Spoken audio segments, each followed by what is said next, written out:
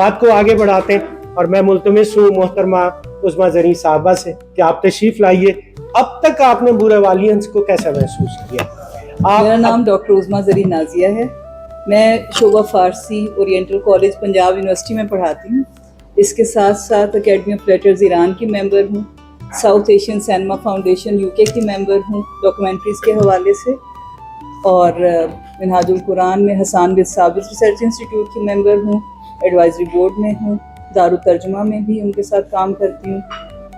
बहरहाल इसी तरह से और फ़ारसी, उर्दू, पंजाबी और हिंदी में शेर कहती हूँ। मेरी फ़ारसी शायरी की और रिसर्च की किताब ईरान से छपी है। बिना पैसों के मुझे किताब छापना नहीं आती थी, वो सुनकर बस उन्होंने ले लिया और मुझे 1 महीने के लिए वहाँ विज़िट के लिए बुलाया। तो जो इस वक्त इंसाइक्लोपीडिया वहाँ से छप रहा है उसके एडवाइजरी बोर्ड की भी मेंबर हूँ ईरान में। और बात हुई है कि मारूफ मगर गुमनाम से हैं, मारूफ मगर गुमनाम से हैं, एजाज भी अब इल्जाम से हैं, आशिक जाहिद किबला साहब अलकाब ये सब दुश्नाम से हैं।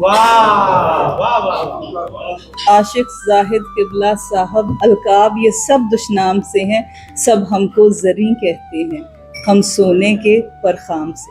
बहुत अच्छे, बहुत अच्छे। और फ़ारसी का एक शेर कि जो मेरी ख्वाहिश है वो आपसे बयान करती हूँ। मीठपत در تن زرین دل بیتابی هست، میठपत در تن زرین دل بیتابی هست، خواهدن دیده نمناک که کمیابی هست، به یقین دیده و تن خاک شود ای زرین، گویش دل به ورق آر کہ نایابی هست۔ زرین کے سینے میں جو دل دھڑکتا ہے وہ پرنم آنکھیں چاہتا ہے، مجھے یقین ہے کہ یہ آنکھیں اور جسم خاک ہو جائے گا، تو تمہارے دل میں جو بات ہے اسے ورق پر لے آؤ کیونکہ وہ نایاب ہے۔ تو بہت شکریہ۔ میں آپ نے ٹھیک کہا، میں بورے والا کے ایک ہی روشن ستارے کو جانتی تھی، باسط صاحب کو، اور مجھے اتنا ہی پتا تھا فیڈرل میڈیا ایڈوائزر، اس سے پہلے ہمارا جو ان سے تعارف ہے وہ ایک ایکٹر کے حوالے سے۔ اور حقیقت یہی ہے کہ فنکار اپنے فن سے عوام کے دلوں میں پہلے جگہ بناتا ہے، پھر بڑے غیر محسوس طریقے سے اپنا پیغام ان تک پہنچا دیتا ہے۔ یہی اس کا حسن ہوتا ہے، اس کے کام کا، اس کے ہنر کا۔ اور آپ نے NCA کے اوپر ایک شعر پڑھا ہوگا لکھا ہوا، کسب کمال کن کہ عزیز جہان شوی، کسبی کمال ہیچ نہ ارزد عزیز من، کہ کسب کمال کرو، کام کرو تو کمال تک پہنچو، کیونکہ بے ہنر کہیں نہیں پہنچتا، اس کی کوئی عزت نہیں ہوتی۔ تو میں آپ کے درمیان موٹیویشنل اسپیکر کے طور پہ کیا بات کروں گی؟ ایکچولی اب تو موٹیویشنل اسپیکر کو ایسا پسند نہیں کیا جاتا کیونکہ وہ ایک پیشہ بن چکا ہے، میں ایسا کام نہیں کرتی۔ البتہ بات وہی ہے کہ یہ گوہر شناس ہیں باسط صاحب، تو جیسے انہوں نے کہا تو میرا ایک شعر ہے کہ سنگ و گوہر یکیست اگر دستے ابلہیست، کہ پتھر اور گوہر ایک ہی ہے اگر وہ کسی بیوقوف کے ہاتھ میں ہے۔ گوہر شناس ارزش گوہر فزون کند، کہ گوہر شناس ہی گوہر کی قیمت کو بڑھاتا ہے، وہ جوہری ہے، اسے پتہ ہے جوہر کی قیمت کیا لگانی ہے۔ تو ہم جیسے بہت سے لوگ یہاں وہاں کام کرتے پھر رہے ہیں، لیکن جب کوئی ایسی شخصیت جس کی نظر پڑ جائے تو وہ وہاں اس کو پہچان بخشتے ہیں، اس کو مزید فروزاں کرتے ہیں۔ تو آپ سب کے درمیان آ کے میں کیا موٹیویشنل اسپیچ کروں گی؟ میں تو اپنے اسٹوڈنٹس سے اقبال کے حوالے سے گفتگو کرتی ہوں، فکر اقبال فاؤنڈیشن کی وائس پریزیڈنٹ بھی ہوں، اور ایران میں بھی جو علامہ طباطبائی یونیورسٹی میں مرکز تحقیقات اقبال بنا، وہاں پر میرے شعر آج بھی لگے ہوئے ہیں، میں نے وہیں پر ہی کہے تھے۔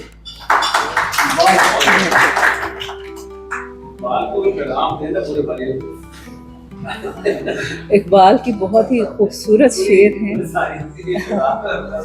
آپ خود شناسی کے سفر سے ایک طرح جسے آج کے دور میں سمجھا جاتا ہے نا سیلف ایکچولائزیشن، اس سے تو آپ گزر چکے۔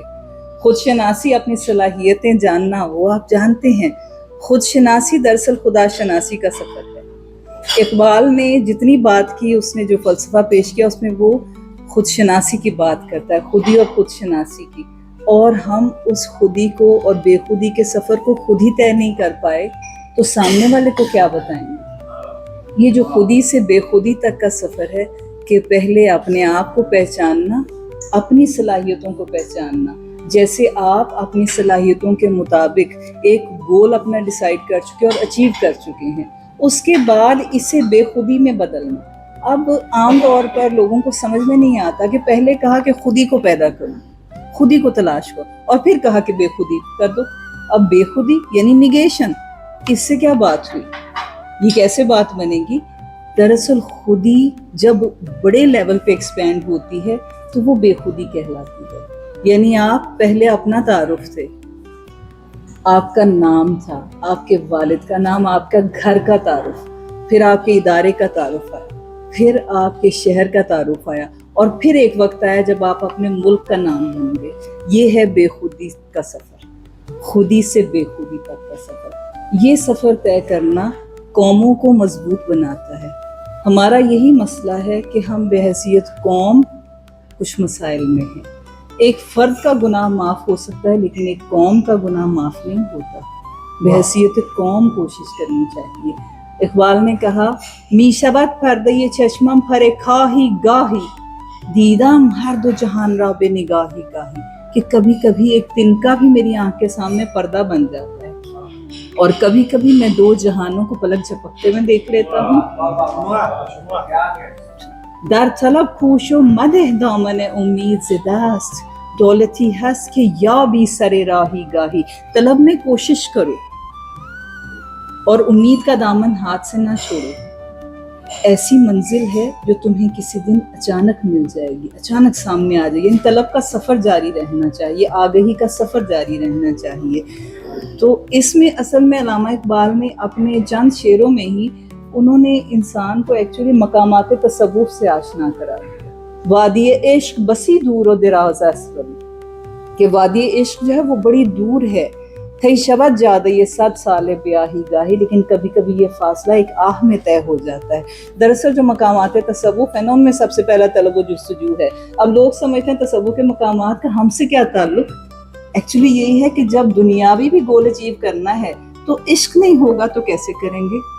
طلب پہلے پیدا ہوگی، پھر اپنے لکش سے عشق ہوگا، پھر لکش پہ جا پہنچیں گے عشق تک، اور جو وہیں رہ گیا وہ تو وہیں ختم ہو گیا۔ منطق الطیر میں عطار کہتے ہیں کہ جب فرشتے اپنے بادشاہ کو تلاش کرنے چاہتے ہیں جو ان کے اندر تھا، انہیں پتہ نہیں تھا، تو طلب کی وادی میں سب اکٹھے ہوئے۔ وہ 250 پرندوں نے جب اپنا سفر شروع کیا اور عشق کی وادی میں پہنچے، بلبل نے کہا مجھے تو پھول بہت پسند ہیں، میں کیسے آگے جا سکتی، میرے لیے تو یہ کافی ہے۔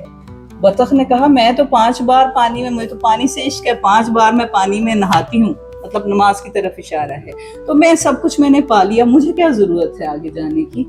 یوں کئی پرندے دنیا کے حسن میں گرفتار ہو کر وہیں گر گئے۔ وہ جذب و عشق کی کیفیت جسے ہم کہتے ہیں نا مجذوب، لوگ اس سے دعائیں کروانے چل پڑتے ہیں۔ اللہ کے بندو، اس نے تو اللہ کی ایک جھلک دیکھی اور وہیں ختم ہو گیا، وہ جذب و عشق کی کیفیت میں رہ گیا، وہ اس سے اگلا مرحلہ طے نہیں کر پایا۔ اس سے اگلا مرحلہ ہی تو معرفت کا تھا۔ اگر وہ جان لیتا تو پھر اس کو عرفان ذات حاصل ہو جاتا۔ ہم تو نفی ذات ہیں، ہم نفی ذات کرتے ہی نہیں ہیں، ہم اپنی ذات کو لیے پھرتے ہیں نا، تو پھر ذات تک کیسے پہنچیں گے؟ ذات تو صرف وہ ہے۔ تو وہاں پھر معرفت حاصل ہوتی ہے کہ ہم اس روح مطلق سے الگ نہیں ہیں، ہماری جو پارٹس ہیں یہ ہمارے پاس ہیں، لیکن یہ سپریم پاور ایک ہے، کوئی ہے جو چلا رہا ہے۔ چند لمحوں کے لیے اگر آپ محمد بن کر دیکھیے، محمد صلی اللہ علیہ وسلم کیسے، اپنے ہاتھ یہاں رکھیے، گھٹنوں پہ اپنے بازو رکھیے، آپ دیکھیے آپ محمد کی شکل بن جائیں گے، اور جب محمد کی شکل بنیں گے تو آپ کا چہرہ کہاں جائے گا؟ آپ کے دل پر، سیدھی نگاہ دل پر، اس کی دھڑکن کی آواز آئے گی اور سانس کی گرمی بتائے گی کہ کوئی ہے، میں نہیں ہوں، کوئی ہے جو مجھے یہ دے رہا ہے، یہ سانس، یہ گرمی، یہ حدت، یہ ختم ہوتے یہ وجود ختم ہو جائے گا۔ یہ ہے معرفت، کہ جب عرفان ذات ہو گیا تو معرفت کے بعد پھر خود بخود استغنا پیدا ہو جائے گا، انسان کا غلام نہیں رہے گا، وہ جان جائے گا کہ انسان انسان کا غلام نہیں ہے، یہ سب ایک جیسے ہیں، سب محتاج ہیں، کوئی ہے جو سب سے اوپر ہے۔ استغنا کے بعد توحید کا مرحلہ آتا ہے۔ ہم سب کثرت میں ہیں لیکن وحدت ہے۔ توحید سے مطلب کثرت میں وحدت ہے۔ اور پھر جب حیرت کی وادی آتی ہے تو وہاں انہیں پتہ چلتا ہے یہ پرندوں کا سفر چل رہا ہے، وہ سیمور کی تلاش میں جا رہے ہیں۔ حیرت کی وادی میں پہنچے، کہا پردہ ہٹائیے، ہم سیمور سے ملنے آ گئے ہیں، دروازہ کھولیے محل کا۔ انہوں نے کہا نہیں، تم اپنی حالت دیکھو، تمہارے جسم نحیف و نزار ہو گئے ہیں، اب تم ختم ہو گئے ہو، جاؤ لوٹ جاؤ۔ انہوں نے کہا اب لوٹنے کا وقت نہیں ہے، ہم اتنی تپسیا کر کے یہاں تک آ گئے، اب تو اس سے ملے بغیر نہیں جائیں گے، ہمیں پتہ ہے ہمارا بھی کوئی بادشاہ ہے، ہمیں اس سے ملنا ہے۔ پردہ ہٹا تو دیکھا کیا کہ اس میں تو سیمرغ کوئی ایک پرندہ نہیں تھا، وہ 30 پرندے تھے، جو 250 میں سے 30 رہ گئے تھے۔ سی کا مطلب ہے 30 اور مرغ کا معنی ہے پرندہ، تو وہ 30 پرندے جو کثرت میں وحدت تھی، ان کی شکل ایک پرندے کی بنی ہوئی تھی، اور جب انہوں نے اس میں دیکھا تو انہیں پتہ چلا سیمرغ کوئی اور نہیں، ہم خود تھے۔ یہ ہے خود شناسی سے خدا شناسی تک کا سفر۔ اس نے انسان کو اپنا نائب بنایا ہے، اسے بتا دیا ہے کہ میں نے یہ پاورز تمہیں دی ہیں، تمہارے لیے کائنات کو مسخر کیا ہے تاکہ تم اس کو تسخیر کرو، اب وہ باقی ہے۔ جب حیرت کی وادی میں پھر انہوں نے یہ دیکھا اور وہ وہیں رہ گئے، انہوں نے کہا اب ہمیں یہیں رہنے دیجیے، تو انہوں نے کہا نہیں، یہاں نہیں رہ سکتے، کیا فنا کا سفر طے کر سکتے ہو؟ تو انہوں نے کہا ہاں۔ وہ فنا فی اللہ ہو گئے، اور جو فنا فی اللہ ہو گیا وہ پھر بقا باللہ ہو گیا، پھر وہ خدا کے ساتھ ہمیشہ رہ گئے۔ اور یہ سفر جو ہے نا، یہ بظاہر ہمیں لگتا ہے کہ صوفیاء کا ہے، لیکن یہ سفر دراصل ہر انسان کو اپنے اندر کشف کرنے کا ہے، اپنے اندر عرفان ذات کا ہے۔ یہ سفر طلب سے شروع ہوتا ہے، طلب و جستجو، عشق، معرفت، استغنا، توحید، حیرت، اور پھر فنا یا بقا۔ اور جب بقا حاصل ہو جاتی ہے تو یہ سفر دوبارہ شروع ہو جاتا ہے۔ یہ مت سمجھیے کہ انسان ختم ہو گیا، انسان یہ جسم ختم ہوتا ہے، روح باقی رہتی ہے۔ اور لوگ کہتے ہیں، میں نہیں جانتی آپ کا کیا کنسیپٹ ہے، کہ قبر زندہ ہے۔ قبریں زندہ ہیں، جو اللہ کے ولی زندہ ہیں وہ وہاں سے نظام چلا رہے ہیں۔ یہ عرفان ذات اور کشف یہ ہر شخص کو حاصل نہیں ہوتا، جس کے اندر طلب ہے وہ یہ منزل پا جائے گا۔ اور اس منزل کو پانے کے لیے ہم سب کو کوشش کرنی چاہیے۔ ابھی جیسے راشد محمود صاحب بات کر رہے تھے کہ ہم نے یہاں گھر بنانے کا سوچ رکھا ہے، وہاں کی فکر نہیں۔ تو بات یہی ہے، ہم کرتے کیا ہیں؟ جنہوں نے سمجھا کہ انہوں نے خدا پا لیا، انہوں نے مسجد لے لی، انہوں نے نمازیں پڑھنا شروع کر دی، بظاہر روزے رکھنے شروع کر دیے، اور کہا کہ اللہ نے کہا ہے تم مانگو میں تمہیں سب دوں گا۔ ہاں اس نے وعدہ کیا ہے، سجدے میں جنت مانگ لی، دینی ہے اس نے، لیکن خود بتائیے اگر کوئی شخص یہ کہے کہ مجھے تو نہیں، تیرا وہ خوبصورت گھر چاہیے، تو کیسی فیلنگ آئے گی؟ عجیب لگے گا نا کہ مجھ سے محبت نہیں ہے، جنت میں وہ گھر چاہیے۔